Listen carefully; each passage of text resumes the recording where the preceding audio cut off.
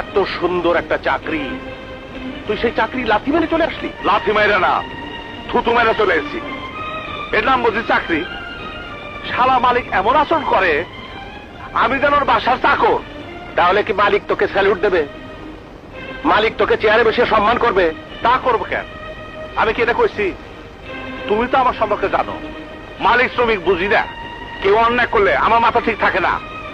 মালিক দিন রাত খাটাইতেছে ভালো কথা, কিন্তু একটু এদিক ওদিক হইলে বাপ তুলে গালি দেয়, একে সহ্য করা যায়? এই কারণে ওই চাকরি আমি করবার চাই নাই। শুধু তোমার কথা রাখবার গেছিলাম, বাপের কথা রাখতে গিয়েছিলে। খুব ভালো, চাকরি করতে যাইবা না, সারা জীবন এই বুড়া বাপের দুর্বল কাঁধে বোঝা হয়ে থাকবা।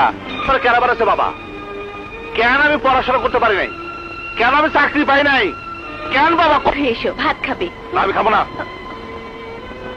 আমি হোটেলে বসে ভাত খাইছি, এই কথা আমি ভালো করে জানি। ঘরে আসার পর থাকা জায়গা তো হইবই না। এক প্লেটে ভাত খামু, সেই অবস্থা থাকবো না। ভাইয়া